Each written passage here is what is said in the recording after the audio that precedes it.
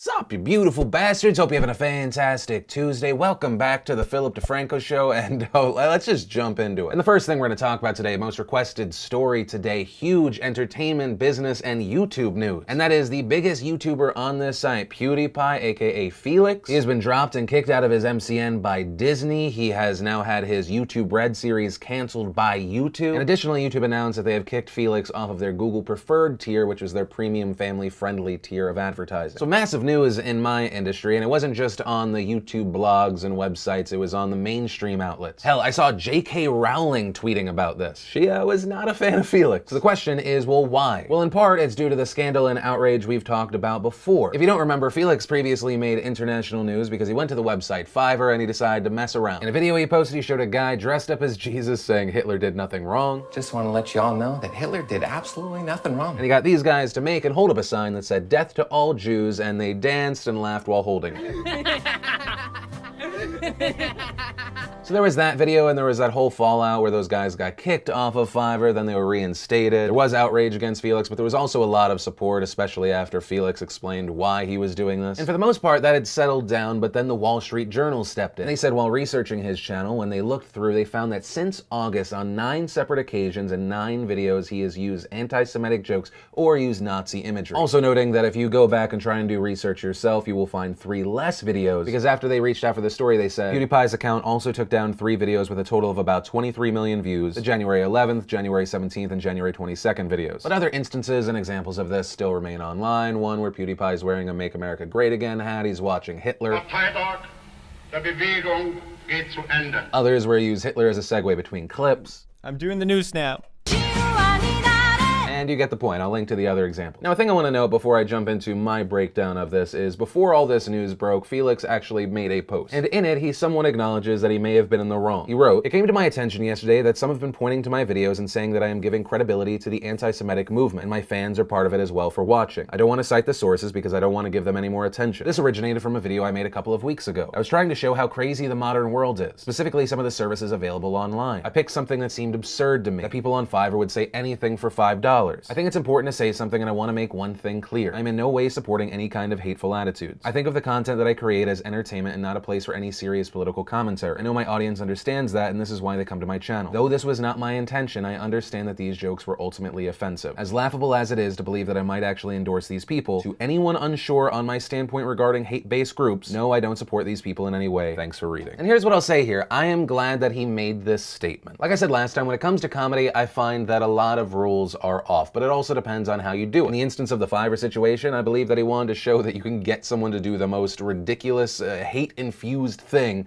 for $5. The asterisk for that is that it was actually more than 5. While many people turned down those requests, those other guys went through with the crazy talk. The example of Felix wearing a Make America Great Again hat watching Hitler was a joke about YouTube heroes. In that case, he was actually joking that YouTube and YouTube heroes were like Nazis. Armies of people flagging content for saying things that they don't like, and they could also actually get super bonus points on YouTube by captioning some Hitler speeches. I'm a big believer in context matters. Obviously, you can get into the conversation of intent versus effect. I don't believe that it was Felix's intention to promote hate, but there was definitely a group of people that were cheering him on for normalizing Nazis. And that's why I'm glad he made this statement, because my research in the past around him and the Nazi imagery stuff, when I looked, a lot of white supremacist sites love him. In his post, he's referencing one in particular. That's the one I talked about the last time we talked about this story. When he was making those jokes, or he was including that imagery, they were writing up articles saying, he's our guy. He's normalizing what we stand for. And once again, I'm not saying this is what Felix feels. I'm not saying that he supports this. And in fact, this is why I'm glad that he spoke out on it. Now, since all of this has happened, there have been a lot of people saying, well, this is really funny coming from Disney. A lot of old school Disney things were racist. Donald Duck actually read Mein Kampf. But personally, that's not an argument I can get behind, because Disney is a company that has evolved over the years. If you look at a lot of companies, they have shady pasts, and I don't think that all of them should be defined by that. If anything, as a way to get further away from their past, this move makes sense for them. And that's a big point I want to make, is while I don't support Felix getting kicked off these things and him getting shut out by others, I also understand why the company would do this. The Wall Street Journal comes to Disney is like,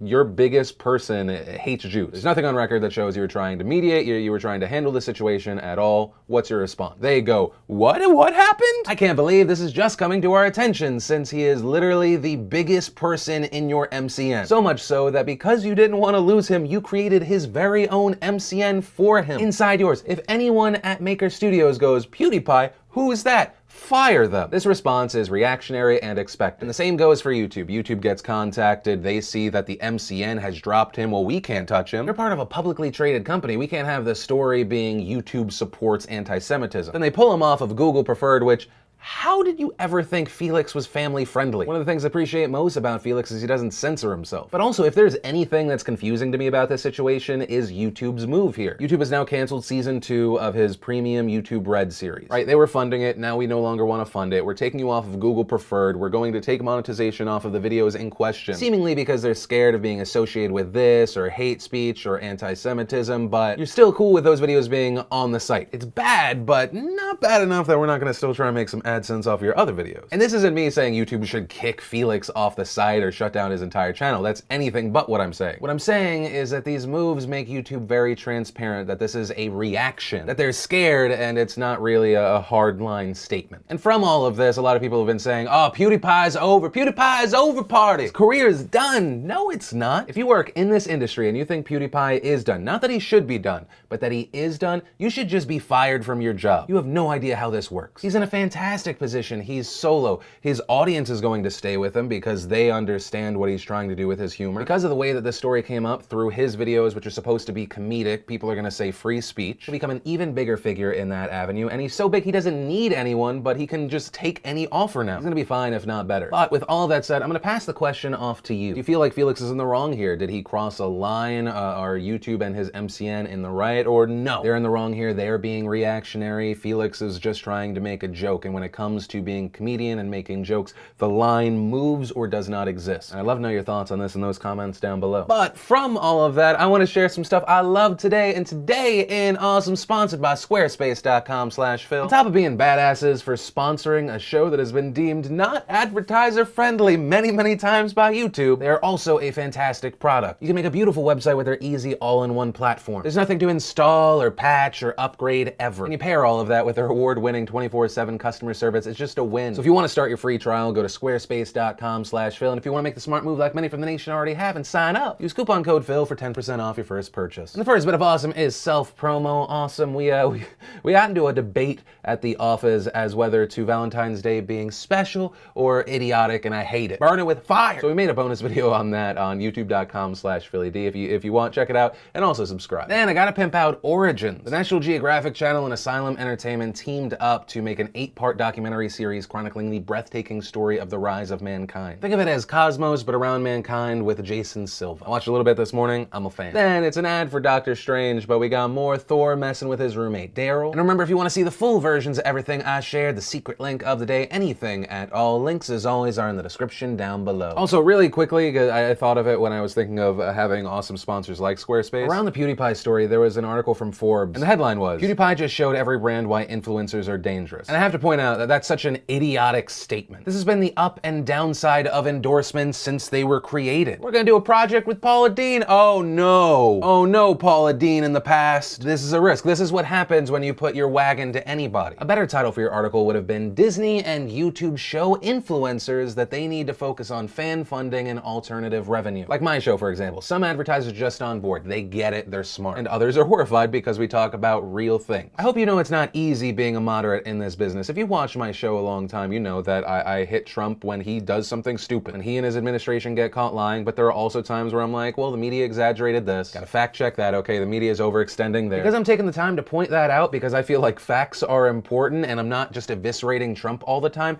You would think that I'm just sucking Donald Trump's dick on the down low. Doesn't make you a lot of friends in this industry. I'm part of a company that's part of one of the most liberal news channels out there. But I refuse to water down my content or play for a side. Also, on a completely different note, if for some reason I just stop posting on this channel or any of my other social media for any reason, be sure to follow my wife on Twitter, Linz DeFranco. And let's talk about Jane Park. Jane is 21 now, but when she was 17, she bought a lotto ticket. She said it was her first one ever, and she won £1 million. And the reason she's in the news Thursday is she said in a recent interview that she is considering suing the people behind the lotto. We're talking about suing them for negligence because she says that someone that was her age, 17 years old, should not have been able to win, saying that the money has made her life worse, saying that she is sick of shopping for designer goods. She's struggling to find a genuine boyfriend that wants her for something other than her money. She finds trips to upmarket resorts too snooty. She's burdened with the stress of being a millionaire. And your response to all this might be, this bitch! But here's, no, there's no, there's no valid defense. Yes, when you have money, you may feel or find that relationships you have with people are based on people wanting stuff from you. Cut those people out of your life. No one's worth being used over. For upmarket resorts, you don't have to go there. Thanks to my job, I had money, but when I went to Europe with my wife and friends, we stayed at hostels sometimes. You can meet really cool people, have a more genuine experience. As far as struggling to find a boyfriend that wants you for something other than your money, just create a Tinder account. I don't think any of those people there will care about your money. You're assuming men are thinking far too many steps ahead than they really are. And at the end of the day, it all comes down to self-worth. If you don't value yourself or have goals in life, yes, you can become lost, feel used, make yourself a perpetual victim of life. That's incredibly stupid. Also, if you think you don't need goals or to do anything with 1 million pounds, oh, you're gonna have a very rough fall from grace soon. And the last thing I want to talk about is all this Michael Flynn business. Holy scandal. So you have Michael Flynn, National Security Advisor to President Trump. The big news here is that I'm using the past tense here, but let me explain what happened. It starts with the Washington Post, and they say Michael Flynn privately discussed U.S. sanctions against Russia with Russian Ambassador Sergei Kislyak in December while President Barack Obama was still in office. Then later misled Trump administration officials, including Vice President Mike Pence, about the conversations. And that's something he denied. He said he didn't talk to the ambassador about sanctions. But that changed last Thursday when a spokesman told the Post Flynn couldn't be certain that the topic never came up. And then it turned out there was a transcript of the call that revealed, yes, that's what they talked about. Talked about sanctions. While just being part of Trump's transition team, he was not National Security Advisor. He undermined a sitting president by talking to an ambassador about the sanctions that were being put in place on his country because it was believed that their country interfered in our election. Then lied about that conversation to the public and potentially lied to the Vice President of the United States about it. But also now reports are coming out that this shouldn't have been a surprise. Back in December, the Department of Justice warned about this. Acting Attorney General Sally Yates, who of course was then fired by Trump, of course because she said she wouldn't defend Trump's travel ban, she expressed concerns that Flynn lied about the nature of his communications with Russia. Those concerns were shared by James Clapper, the outgoing Director of National Intelligence, and John Brennan, the Director of the CIA, also warning that he was potentially vulnerable to Russian blackmail. But if you watch TV and you listen to Kellyanne Conway, this came out of nowhere. Hours before his resignation, Kellyanne Conway said this. Yes, General Flynn does enjoy the full confidence of the president. If Trump's on board, we're good to go. And that's where things get confusing if you're taking everyone at their word. Kellyanne Conway says President Trump's on board, he's all good, 100% his guy. Then Flynn puts in his letter of resignation, Donald Trump accepts it, he resigns. Then Kellyanne goes back on TV, she's talking to Matt Lauer, and she says, you know, it was just the fact that he misled the vice president. I think misleading the vice president really was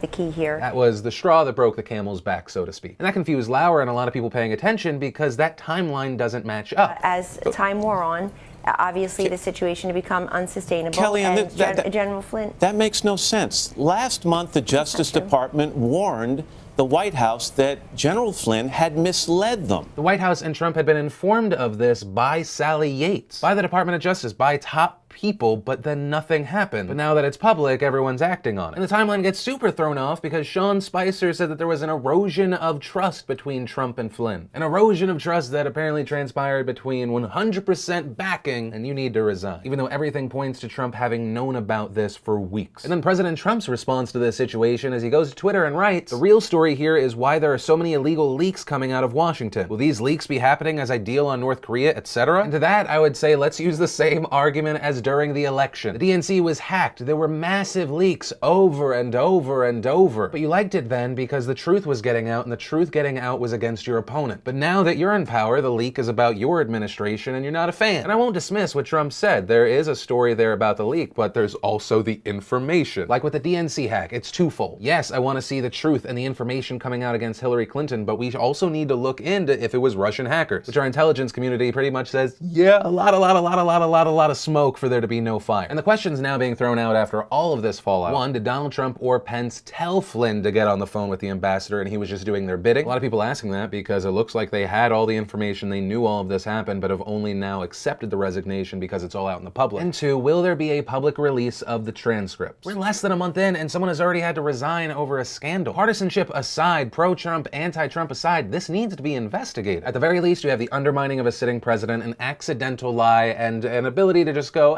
people make mistakes, no one needs to know about it scandal. On the other end, you have massive, massive corruption and manipulation. But who knows? We're gonna end up just seeing what happens. That's where I'm gonna leave it. Of course, whether it be on this final story, the first one, anything in between, let me know your thoughts today. This isn't just a show, it's a conversation. And that's actually where I'm gonna end today's show. And remember, if you liked this video, you like what I try and do on this channel, hit that like button. If you're new here, hit that subscribe button. Also, if you missed yesterday's Philip DeFranco show, you can click or tap right there to watch it. If you want to see today's brand new bonus video, you can click or tap right there to watch it. But that said, of course, as always, my name's Philip DeFranco. You've just been filled in. I love yo faces, and I'll see you tomorrow.